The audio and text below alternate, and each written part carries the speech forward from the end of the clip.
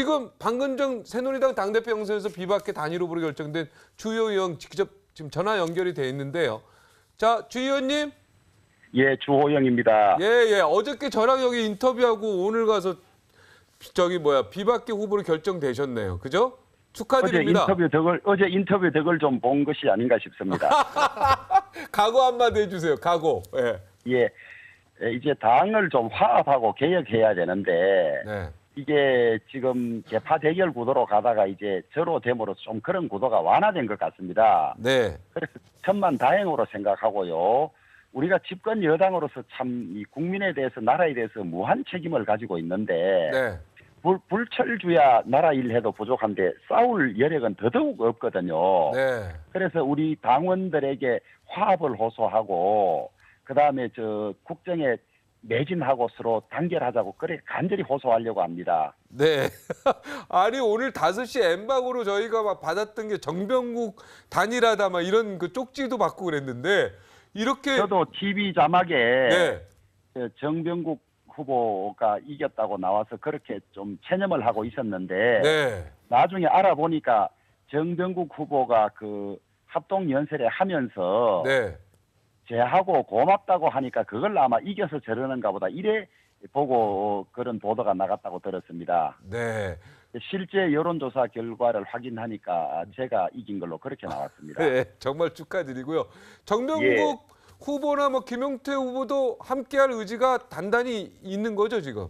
예, 다 적극 저를 돕기로 했습니다. 네. 친박계에서는 그 비박 단일화 두고 반혁신이다, 뭐 명분 없는 야합이다 이렇게 비판하고 있는데요. 여기에 대해서도 한 말씀 좀 해주시죠. 저는 전혀 그렇게 보지 않고요. 네. 서로 성격이 전혀 다른 후보들이 표를 몰아주는 걸로 하면 그건 비판받을 수 있고 야합인데 네. 생각이나 방향을 같이 하는 사람들이 그 힘을 합치기 위해서 하는 것은 저는 전혀 그런 비판을 받아야 될 이유가 없다고 보고요. 네. 그런 야합이나 이런 단일화를 하면 유권자들이 다 알아서 판단하지 않습니까? 그래서 이제 지난 총선에서 실수가 컸던 친박들이 당 맞는 것은 좀 곤란하지 않느냐. 네. 그다음에 당이 좀 개혁하고 화합해야 되지 않느냐. 네. 막 이런 뜻에서 같이 하는 거니까 네. 저는 앞으로 잘 될 거라고 봅니다. 네. 질문하실 거 없어요? 네. 제가 질문할 거요. 아니 저한테 질문할 거 아니에요. 여기 김광덕 한국일보 전 정치부장 있거든요. 잘 아시잖아요. 의원님, 오랜만입니다. 예, 김범자님 안녕하셨어요. 예. 저는 늘 나오시는 거 보고 잘 시청하고 있습니다만은. 예. 질문이 하나 뭐 드릴 게 있는데 지금 현재 뭐 당내 현안도 많습니다만은 국가적인 이 안보 현안이 굉장히 중요하거든요. 사드 배치 문제 이거에 대해서 사실은 여야 대선 주자들이 이 전선에 이 중요한 국가적인 이슈에 별로 안 나서고 어디 현장만 도는 이미지 관리만 하는 거 아니냐 하는 일부 그런 지적들도 있습니다. 사실은. 그런데 이 문제에 대해서 지금 어저께 박 대통령께서 성준의 제3의 후보지도 검토는 할 수 있다 적합 여부를 뭐 이런 식으로 말씀하셨는데 이런 거에 대해서 어떻게 생각하십니까? 저는 지난 2년간 국회 국방위원이었습니다. 그래서 북핵 장거리 미사일 대비한 사드 배치 필요하다고 늘 주장을 해왔는데요. 네. 다만 국방당국이 이 3노 정책 배치를 고려하지 않고 있다 그러다가 이제 배치를 결정하게 된 과정이나 이런 설명들이 국민들에게 좀 부족했고요. 네. 물론 군사 보안이나 이런 것 때문에 그런 측면이 있다고 보더라도 그런 것이 좀 부족한 것 같고 네. 그다음에 왜 성주 성산이 최적지인지라든지 그다음에 전자파로부터 안전하다 이런 것들을 미리 사전에 좀 충분히 설명했으면 하는 아쉬움이 있고요. 네. 그러나 이 지금 나라의 명운이 걸린 이런 일을 둘러싸고 국론이 갈라지는 건 저는 바람직하지 않다고 봅니다. 네. 야당도 이런 일에는 말하자면 크게 정해진 국가 정책을 도와주는 것이 좋고 이렇게 우리 내부적인 의견이 다르고 분열하는 것은 북한이나 다른 나라에만 빌미를 주고 이익을 줄 수 있을 것 같습니다. 그래서 외국의 경우에는 안보나 국익에 관련되는 것은 조금 생각이 다르더라도 다 일치 단결해 주는데 그런 것이 좀 아쉽고요. 그다음에 국방당국은 좀 더 사드의 필요성이나 그다음에 그 장소가 적지라는 것을 많이 좀 설명하고 이해를 구해주면 좋겠고, 네. 그다음에 청주 군민들은 네. 우리나라에 이것이 꼭 배치가 돼야 된다면 어디인가는 배치돼야 되고, 네. 그것이 청주라면 전체 국민의 입장에서 한번 봐주시는 게 좋을 것 같고요. 그다음에 어제 저는 보도만 봐서 잘 모르겠습니다만은 대통령께서 제3의 후보지를 고려하신다는 말씀을 하신 것이 아니고, 네. 이완영 지역구 의원이 네. 제3의 장소를 검토 이야기를 하니까 그런 건의가 있으면 그것도 한번 조사해 보겠다 이런 정도였는데, 네. 잘못 보도는 나왔군요, 제3의 보도가. 장소를 찾는 것처럼 나와서 사실과 다르다고 저는 그렇게 알고 있습니다. 네. 김광덕 우리 부장이 본부장이 예, 추가 아주 국가적 현안에 대해서 잘 말씀해 주셔서 고맙고요. 네. 한 가지가 예. 이제 전당대가 이제 이거에 대한 직접적인 거니까 질문 한 가지만 드리고 싶은데요. 예. 소위 비박 단일 후보로서 이제 결정되셨기 때문에 이제 예. 친박에서도 이제 경쟁 후보를 특정 후보를 좀 더 표를 몰아주기 위한 움직임이 있을 거로 보이는데요. 예. 누구 지금 현재 이정현 의원과 이주영 의원 가능성이 높은데 둘 중에 누구를 더 밀 가능성이 있다고 보시고 또 두 분 중에 누가 더 강한 경쟁자라고 보시는지 말씀해 주시면 고맙겠습니다. 누가 가장 라이벌로 생각하십니까? 친박계 세력. 제가 정확한 정보를 가지고 있지 않아서 네. 이제 소위 친박이 누구를 밀진 저는 잘은 모르겠습니다. 모르고 경쟁력은 두 분 다 쨍쨍해요. 이주영 의원님 같은 경우는 이미 오래전에 준비를 하셔서 네네.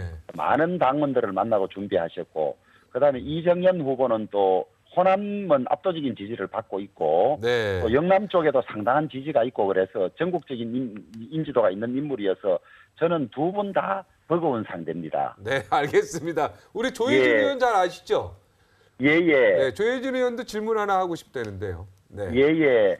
예, 저도 여기 나와 있습니다. 아이고 조 의원님 반갑습니다. 예, 이렇게 또 예. 뵙고 인사드릴 줄 몰랐는데 진심으로 예. 축하드리고요. 예, 고맙습니다. 예, 꼭 좋은 결과가 있으시고 당의 발전에 큰 역할을 해주시길 바랍니다.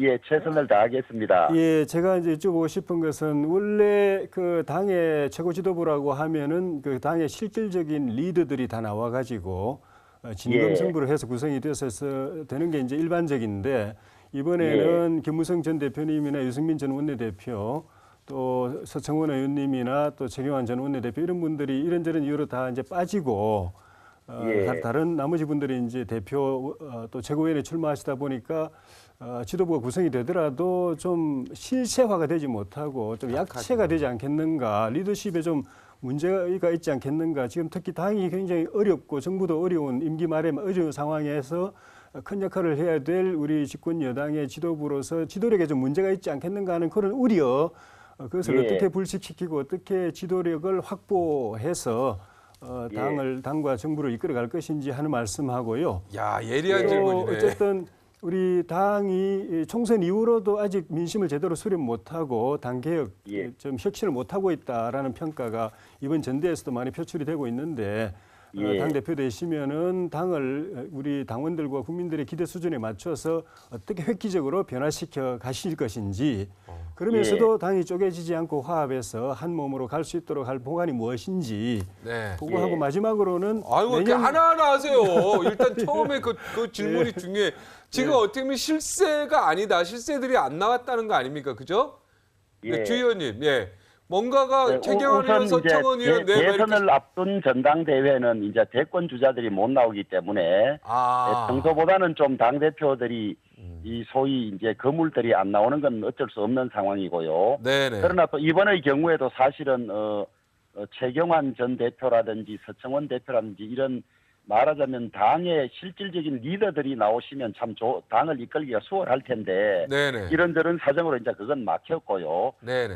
다만 우려하는 것은 친박이나 비박이 미는 대표가 된다면 이제 그 갈등이 없어지지 않을 테고 네네. 또 실질적으로 당에 말하자면 당을 대표하지 못하면 흔들리기가 쉽거든요. 네네. 그래서 그런 점이 사실 우려가 되는데 네. 그러나 저는 크게는 비박으로 분류가 되지만은 사실은 중립에 가깝기 때문에 그런 점에서 갈등 요인은 좀 적다 그렇게 보고요. 네. 이게 결국 지금은 어디든지 옛날처럼 거인 정치인들이 없기 때문에 네. 어떻게 하든 협치하는 수밖에 없습니다. 당내 지도자들하고 늘 상의하고 의견을 묻고 거기에서 난 결론대로 해야만 당이 안정되지 그런 동의를 받아내지 못하면 지도부가 매우 불안정해질 수 있죠. 네. 그래서 그거는 당선된 당 대표도 노력을 해야 되지만은 당 구성원들 전체가 당을 화합하고 어우러야 한다는